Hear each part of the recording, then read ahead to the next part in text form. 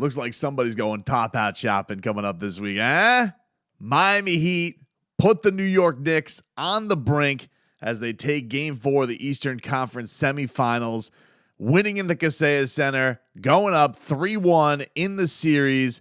Everybody go polish up your monocles because we got a big one coming up in a couple of days. Heat finish off the Knicks today, 109-101. I got to give a shout out to Heat Twitter. Especially the Heat Beat guys. I was unaware of this phenomenon that is Knicks Spaces. The New York Knicks fan is, so down bad right now. And I feel like I'm enjoying their suffering out of this game more so than I am the actual win, which is not how it's been an interesting series because just the delusion that was there from New York coming into this thing about what they were going to do to the Miami Heat, how they were going to out-tough the Miami Heat, how they were going to solve Jimmy Butler. They were going to solve him. Josh Hart was going to solve Jimmy Butler when I just saw the Milwaukee Bucks being unable to do it. And I just think it's so cute when I'm like listening to this, worldwide blob or whatever the hell his name is, rant into a camera about Mitchell Robinson should look like a monster against Bam. It's like, do you listen to your psychotic self when you hear this type of stuff come out of your mouth? You're talking about a two-time all-star because of how Mitchell Robinson looked against Jared Allen, who's a nice player, and Evan Mobley, who's a child. And the New York Knicks were convinced, we beat the Cavs in 5. The Heat beat the Bucks in 5. Samesies, dude. And so they thought they were going to come into this series and rough up the Heat. And to see the downward spiral of misery that has trickled and washed over not only the fan base, but their actual locker room, where I'm seeing tweets about Tibbs and Randall getting into it after the game. Randall is just melting down. He fouls out of the game today, goes right into Max Strus like a bowling ball. Poor Max Strus putting his body on the line. Dude doesn't even know how to control himself. They're getting so mad at Kyle Lowry, and it's just a delight. And I think that's what I'm really taking out of today is just not only that the Heat won, which I want to get into plenty of the things from the win, but just the complete realization from this fan base that, wow, we really overshot our thoughts on what was going to happen here. We really thought that this is going to be a toe-to-toe matchup. And they're not alone, by the way. Many of the national pundits, I've listened to plenty of the podcast, the Low Post, the Bill Simmons, the Russillos, the JJ Redicks, plenty of people who throw respect to the Heat. Nobody thought, I'd say most of the national, but this is an even series. And I just have thought every which way, it really hasn't been, because the only way it's been even is taking away Jimmy Butler from the Heat. And that was about as even as this series has been. Game 2, when it was really neck and neck up until 5 minutes left in the game. And as I said after that game, I certainly did not like a lot of the calls that Scott Foster threw out there. He was very clearly blowing a lot of big plays, and they were going the Knicks' way. But I said, he was fourth on my list. The biggest problem in that game was that Hardenstein got all the big rebounds, and Bam Adebayo wasn't good enough. And an opportunity, they had to close that thing out. And lo and behold, Jimmy Butler comes back, and the Knicks don't really have a prayer. Every time they think in the last game they're going to go on a little run-ski, he's there to shut that bleep down. And then today, once again, it's just like the Heat were, wreaking havoc, getting the turnovers, causing, big disruptive defensive plays. And, the Knicks had a much, much, much better game offensively today. Hard to do worse than what they did. So, you just want to talk math. You shoot what do they shoot? 15% from the field the last time around. I may be overshooting it. I may be giving them too much credit. So the idea that they were going to shoot near 50 today, not particularly surprising. This has not been the greatest shooting series from 3, but they are so beside themselves, the New York Knicks and their fan base, because of how bad they got out rebounded. And I must say, it is a delight, and it tickles my fancy greatly to see an irate Ben Stiller on social media just not being able to fathom what's going on in front of him. And you're seeing your beloved Josh Hart, who you all told me was the greatest defensive player in the league, get just absolutely mind bleeped by Jimmy Butler this entire series. Doesn't know what to do. He's airballing threes left and right. It's just been an absolute delight. And so as we'll walk into a game 5, which, as I said, this series would be closed out. And I called gentlemen sweep from the start, and I do believe that will be the case. I stand by that. I've been pretty damn spot on this postseason. The thing that is just a great delight is the realization washing over the Knicks fan. And I love it. I love every piece of it. And from the Heat standpoint today, we'll get into their side of this thing. I just wanted to say, I love watching this fan base miserable, and I mean this from the bottom of my heart. And I've felt this in my bones since I was a little boy, rooting for the Heat against the Knicks and having my heart broken. And to see the mediocrity your fan base gets excited for, and the way you treat just the most mid things I've ever seen. And for me to just really walk out of this and be like, yeah, the Heat are taking care of business. They're doing what they're supposed to do. I'm not overly celebratory over these performances. I am very excited because the Heat have found a toughness to them, have found an ability to really flip other teams' strengths to theirs, which is just crazy. I mean, you think about, you go into that Bucks series and you're like, wow, they have the best player on the planet, and nope, Jimmy Butler's the best player on the planet, and they have the depth of the three-point shooting. Nope, actually the Heat do. And then on top of it, you come into this series, it's like it's going to be all in the paint. It's going to be tough. It's going to be Tibbs, Taj Gibson. And the Heat, no. You'll get your one game. Cute little performance there, Hartenstein. But over this series, over these first 4 games, you've seen it. They flipped it on you, and you know it. So I'm just delighting in all that, and I really took great pleasure today. My seats were not right behind Spike Lee, but I had myself a nice view of Spike Lee today, and it was a treasure, a delight to watch him so sad and so upset, sitting there alone in his Jalen Brunson jersey, and just have to bask in all of the stink that is his team. And this game today, the Heat really got a tremendous start from Bam Adebayo. Set the tone for this game. I mean, he was finding himself just absolutely aggressive, cutting to the rim. He was going around Mitchell Robinson like it was nothing. His teammates were finding him in great spots. He got off to a really great start. He got off into this game and finished with a 4-for-4 start. He only plays like halfway of the fourth quarter. And one of my favorite things was, to get this mismatch where Josh Hart's on him, and he goes, oh, Josh Hart goes around him like a parking cone. Then he puts the moves on Mitchell Robinson for a 3-point play.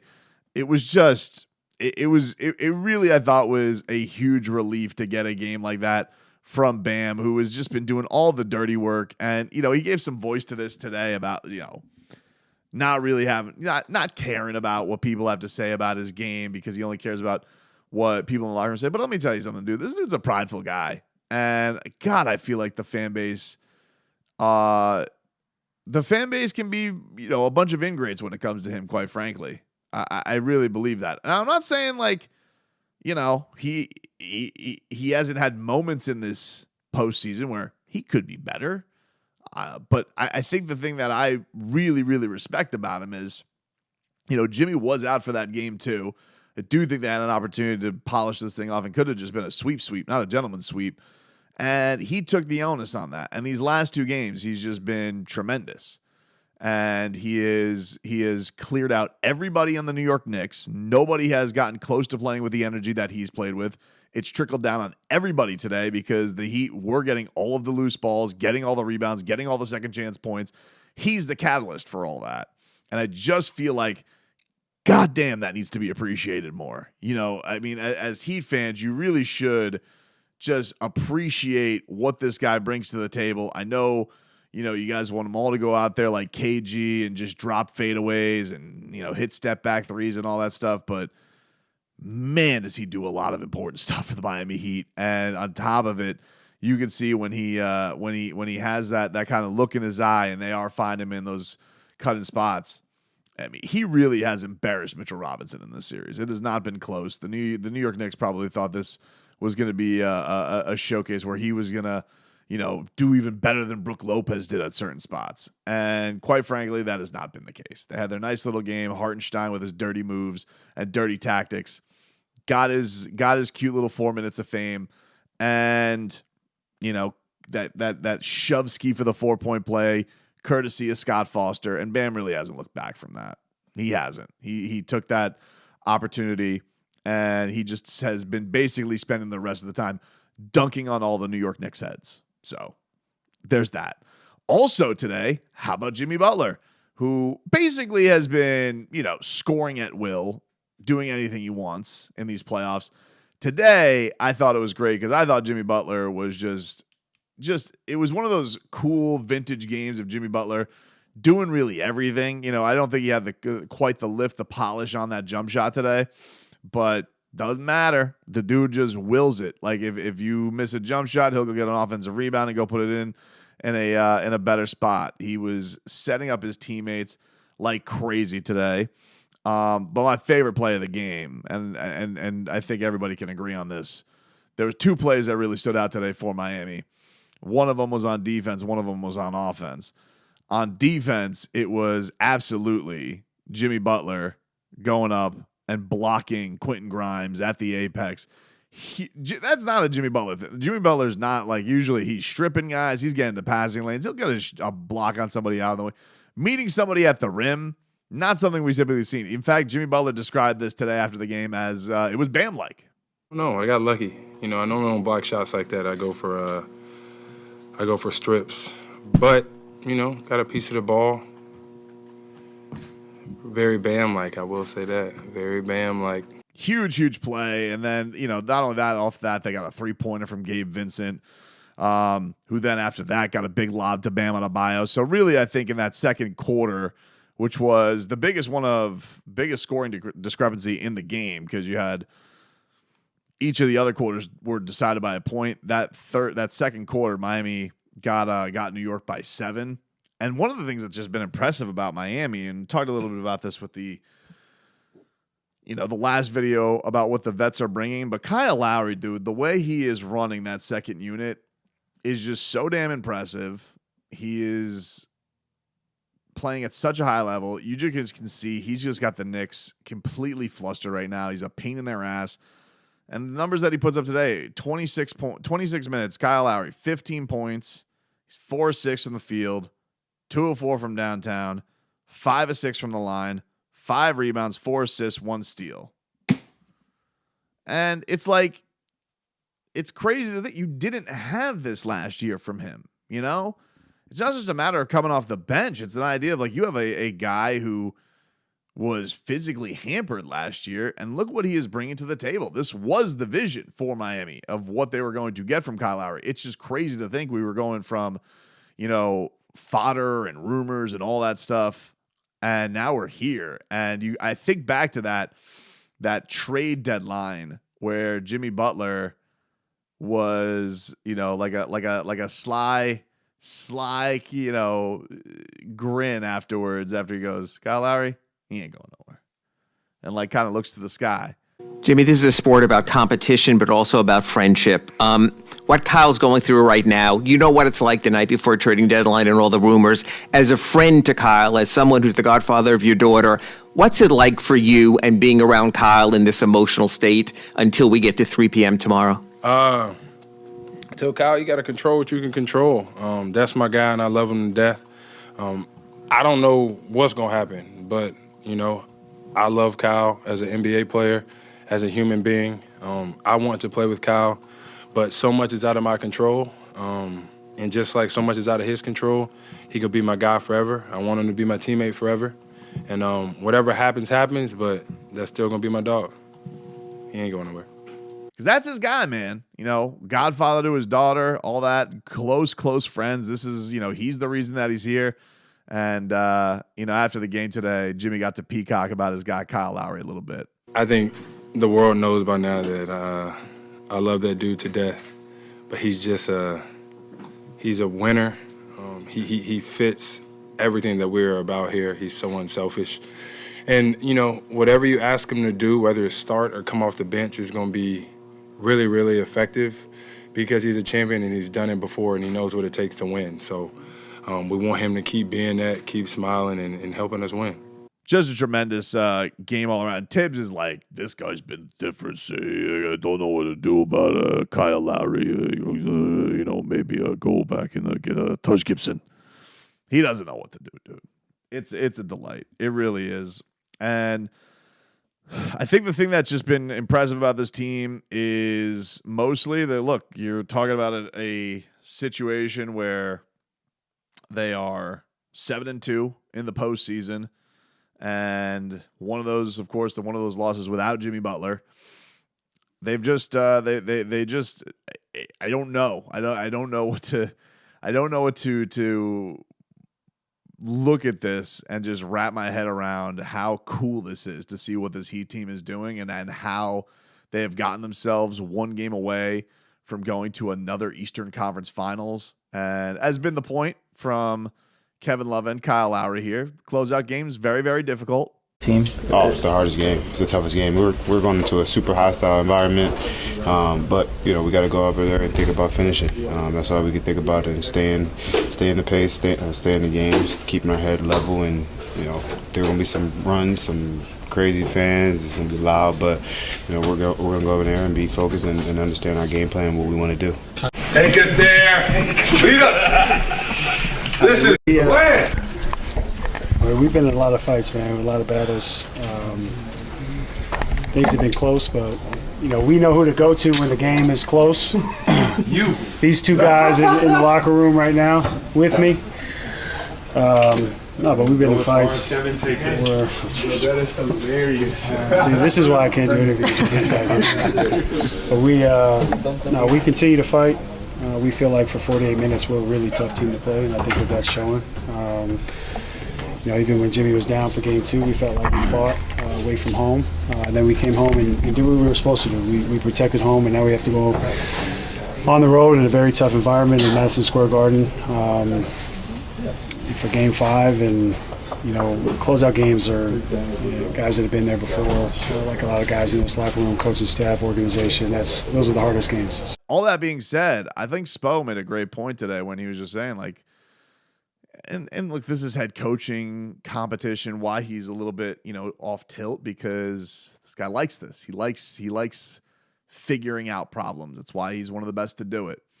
But he's like, look, I think that the trials and tribulations of a regular season did set us up for this situation, and it's paying off for Miami. From 1,000%. I think that we found the value in the grind of a regular season and a grind in the struggle, and I've said that repeatedly. We found a beauty in that struggle. But without that struggle, where we didn't have to find different solutions to win and different guys stepping up so that they had the confidence, for these kind of moments. If we didn't have the regular season, then you have zero chance to be able to do that in the playoffs. There was nothing easy about the regular season. There's nothing easy about this postseason. But if you can come to grips with that,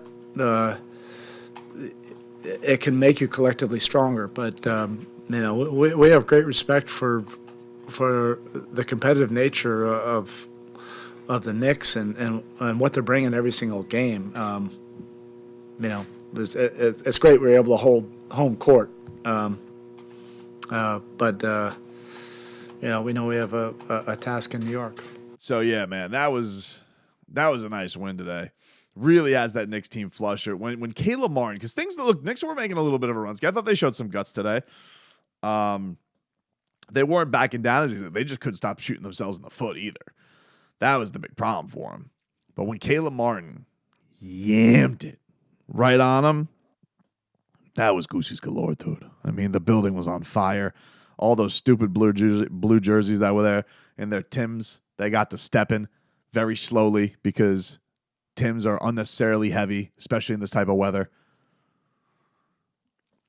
Look, man, I gotta go to the tailor. I gotta get some gin ready. I gotta get a monocle. I gotta sharpen up my walking stick. It's closeout Wednesday coming up, dude. Heat, Cats. Kobe one for the ages, dude.